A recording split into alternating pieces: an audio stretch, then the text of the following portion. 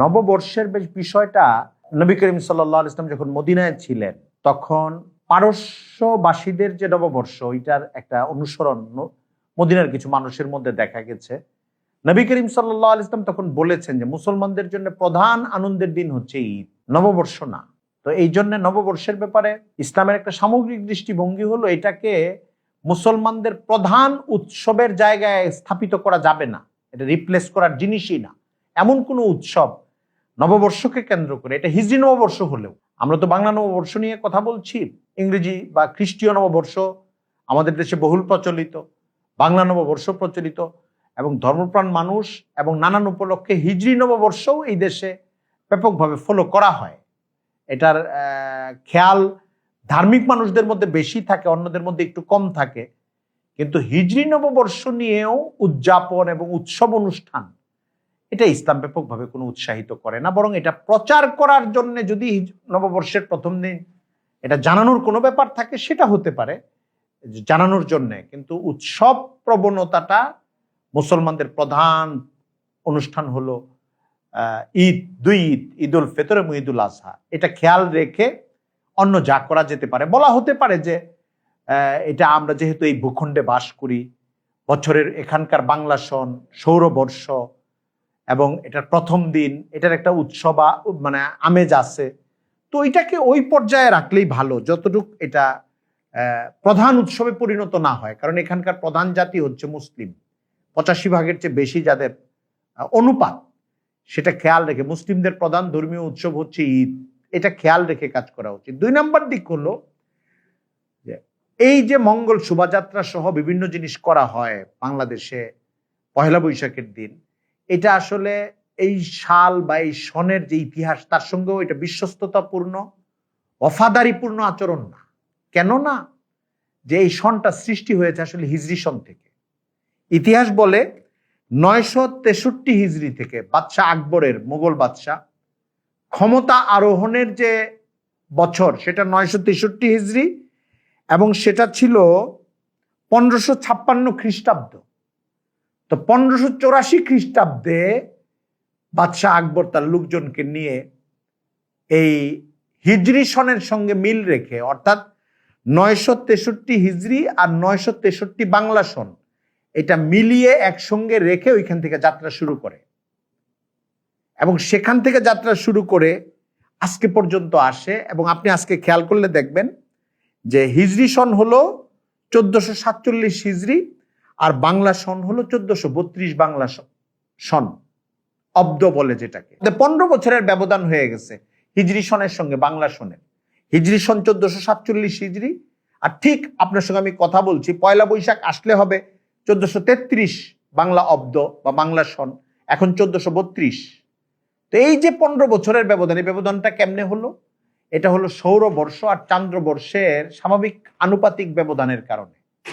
প্রতি 3 বছরে চান্দ্রবর্ষে একটা মাস বৃদ্ধি হয়ে যায়, যেটা সৌরবর্ষ তার চেয়ে বড় হয়। তো এই জন্যে এই 484 বছরের ব্যবধানে 15 বছরের একটা গ্যাপ তৈরি হয়েছে।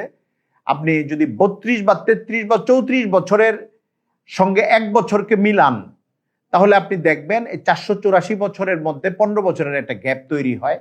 ওই গ্যাপটা হলো বা ওই ব্যবধানটা হলো, এই ব্যবধানটা শুরু হয়েছিল হিজরি সন থেকে। হিজরি সনের ইতিহাস আপনারা জানেন, হযরত ওমর ফারুক রাদিয়াল্লাহু তাআলা আনহু রাসূল করিম সাল্লাল্লাহু আলাইহি ওয়াসাল্লাম মদিনায় হিজরত করার সময় থেকে হিজরি সনের সূচনাটাকে ধরেছেন, তার শাসনামলে এটাকে ধরে পরে হিসাবটা মিলিয়েছেন বিভিন্ন ঘটনাবলী এবং পরবর্তী সময়ে ওখান থেকে হিজরি সন শুরু। হিজরি সন থেকে মানে হিজরত থেকে বাংলা সন শুরু। সুতরাং বাংলা সনের ঐতিহ্য আসলে নবী করিম সাল্লাল্লাহু আলাইহি ওয়াসাল্লামের জীবনের হিজরতের ঐতিহ্য, এটা যেন আমাদের মাথায় থাকে। এজন্য এখানে হিন্দুয়ানি কোনো কালচার, কোনো সংস্কৃতি, কোনো প্রতীক, এগুলোর অনুপ্রবেশ এটা যৌক্তিক না, ইতিহাসের প্রতি বিশ্বস্ততা না, এটা ওয়াফাদারি না, বরং বিশ্বস্ততা হলো ইসলামের যেসব ঐতিহ্য রয়েছে, যেসব সৌন্দর্য রয়েছে, যেসব প্রতীক এবং যেসব বিষয় রয়েছে যেটা নির্দোষভাবে সামনে আনা যায়, এমন জিনিসগুলিকে দরকার হলে অনুসরণ করা এবং ইসলামের সঙ্গে নিজেদের সম্পৃক্ততাটাকে বজায় রাখা।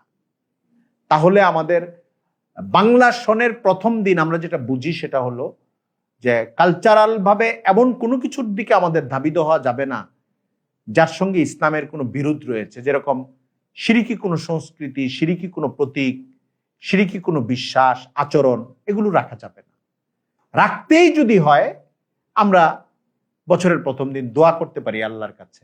বছরের প্রথম দিন শিরিক মুক্ত কোনো শোভাযাত্রা করে মানুষকে যদি জানানোর প্রয়োজন হয় যেটা আমাদের বছরের প্রথম দিন, এটাও হতে পারে মন্দের ভালো বা কম মন্দ হিসেবে। কিন্তু কোনো অবস্থাতেই মান তাশাব্বাহা বিকওমিন ফাহুয়া মিনহুম, এই হাদিসের যে ধমক আছে হাদিসের পক্ষ থেকে, যে অন্য জাতির কোনো সংস্কৃতি বা আচরণ বা সাদৃশ্য গ্রহণ যে করবে যে মুসলিম, তাকে তাদের হিসেবে গণ্য করা হবে কিয়ামতের ময়দানে। ওই জায়গায় যেন আমাদের যেতে না হয়। আকীদার ক্ষেত্রে, আচরণের ক্ষেত্রে এই জায়গাটা আমরা পয়লা বৈশাখের দিকে খেয়াল রাখবো। আমরা এই দেশের মানুষ, এখানকার ভূগোল, এখানকার ঋতু, এখানকার সংস্কৃতি, জীবন, যেটা ইসলামের মৌলিক বিশ্বাস এবং চিন্তার সঙ্গে, আচরণের সঙ্গে সাংঘর্ষিক না, তার সবকিছুই আমাদের। আমরা এটা বিশ্বাস করি, এটা ধারণ করি। এবং বৈশাখ থেকে নিয়ে চৈত্র পর্যন্ত প্রতিটা মাস, প্রতিটা দিনও আমাদের। এখানকার ঋতু এবং জীবনের সঙ্গে আমরা জড়িত।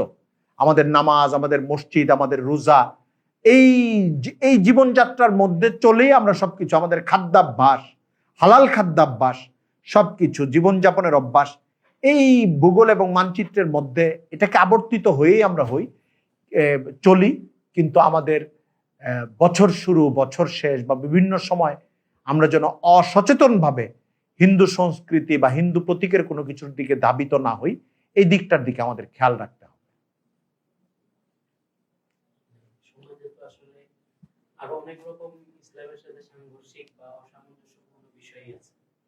নববর্ষ আসলেই বারবার উলামায়ে কেরাম এখানে একটা সতর্কবার্তা, সচেতনতা। হ্যাঁ, এটা আপনি একটা গুরুত্বপূর্ণ পয়েন্ট বলছেন এবং এটা আলোচনার শেষে আমি এই কথাটা দরকার মনে করি, যেহেতু আপনি তুলেছেন। সেটা হলো, দেখেন, বিনোদন ধর্মী যত ধরনের এমন জিনিস আছে যেটার মধ্যে ফাওয়াহেশ আছে, অশ্লীলতা, গানবাদ্য, ইসলামে যেগুলো নিষিদ্ধ, সবগুলোর সব মুনকারের বিরুদ্ধে দায়ীদের বক্তব্য দেওয়া উচিত, তারা এটা দেনও। কিন্তু এমন বিষয় যেটা শিরিকের সঙ্গে যুক্ত, যেটা অন্য জাতির ইসলাম বিরোধী আচরণ কিন্তু মুসলমান গৌরব মনে করে সাদৃশ্য গ্রহণ করতে চাচ্ছে, তাদের নিজস্ব সংস্কৃতি মনে করে সেটাকে আপন করে নিতে চাচ্ছে, নিজের ঐতিহ্য হিসাবে বরণ করতে চাচ্ছে, ওইটাকে একটা সাধারণ বিনোদন হিসাবে দেখছে না, ওইটার সঙ্গে নিজেকে একটা আলাদা মাহাত্ম্য দিয়ে আপনত্ব অনুভব করছে, অথচ জিনিসটা শিরিক। এই জন্য দায়ীরা, আলেমরা এই জায়গাটাকে আলাদা করে গুরুত্বের সঙ্গে চিহ্নিত করেন। তা না হলে সকল এমন বিনোদন যেটার সঙ্গে অশ্লীলতা আছে, যেটার সঙ্গে গুনাহ জড়িত আছে, কবিরা গুনাহ, সব মুনকারের বিরুদ্ধে আলেমদের সমানভাবেই বলার কথা, তারা বলেনও। কিন্তু যেটা জাতীয় সংস্কৃতি, জাতীয় গৌরব, জাতীয় ঐতিহ্য হিসেবে শিরিকমূলক এমন কিছু বিনোদন এসে যুক্ত করা হয় যেটা তার বিশ্বাস, চিন্তাকে ব্যাপকভাবে শিরিক দ্বারা, যেটা ইসলামে স্পষ্ট হারাম, শুধু না, হারামের চেয়েও অনেক বেশি জিনিস, অনেক বেশি খারাপ জিনিস, ওই বিষয়গুলোর দ্বারা প্রভাবিত হওয়ার মতো ক্ষেত্র তৈরি হয়। এই জন্য ওই জিনিসটাকে আরো একটু ব্যাপকভাবে বলতে হয়। এটা শুধু পয়লা বৈশাখের ক্ষেত্রে না, আপনি আরো কিছু অনুষ্ঠানের ক্ষেত্রে এটা দেখবেন। এটা ইচ্ছা করেই, গুরুত্বের কারণেই গুরুত্ব দেওয়া হয়। তা না হলে সকল এমন অশ্লীল বিনোদন যেটা ইসলামের দৃষ্টিতে নিষিদ্ধ, ওইটাও যেরকম আলেমদের সতর্ক করার ক্ষেত্র, ঠিক একইভাবে পয়লা বৈশাখের সঙ্গে সংশ্লিষ্ট, অথবা 31শে ডিসেম্বরের সঙ্গে সংশ্লিষ্ট, অথবা 14ই ফেব্রুয়ারির সঙ্গে সংশ্লিষ্ট, অথবা অন্য কোনো দিবস বা পর্ব বা অনুষ্ঠানের সঙ্গে সংশ্লিষ্ট সবকিছুর ব্যাপারেও তাদের বলার কথা, তারা বলেনও। কিন্তু এর মধ্যে যেই বিষয়গুলোর মধ্যে আলাদা করে বিশ্বাস, সংস্কৃতি প্রভাবিত হওয়ার একটা ব্যাপার থাকে, সেটাকে একটু বেশি জোর দিয়ে বলেন। এবং এখানে পয়লা বৈশাখের মন্দ বিষয়গুলোকে নিয়ে বেশি জোর দিয়ে বলার কারণ আসলে এইটা, অন্য কিছু না। আল্লাহ তাআলা আমাদেরকে সঠিক বিষয়টা বুঝে চিন্তা এবং কর্ম শুদ্ধ করে বছরের শুরু, বছরের মাঝের সময়, বছরের শেষের সময়, কিংবা অন্য ভাষায় বলতে পারি আমাদের প্রাত্যহিক দিন, রাত এবং মুহূর্তগুলো, সময়গুলো আমাদের বয়স্কদের, তরুণদের, নতুন প্রজন্মদেরকে, সবাইকে ইসলামের সংস্কৃতি এবং জীবনাচারের সঙ্গে, মুগ্ধতার সঙ্গে সময় যাপন করার তৌফিক দান করুন। ওয়া আখিরু দাওয়ানা আনিল হামদুলিল্লাহি রাব্বিল আলামিন।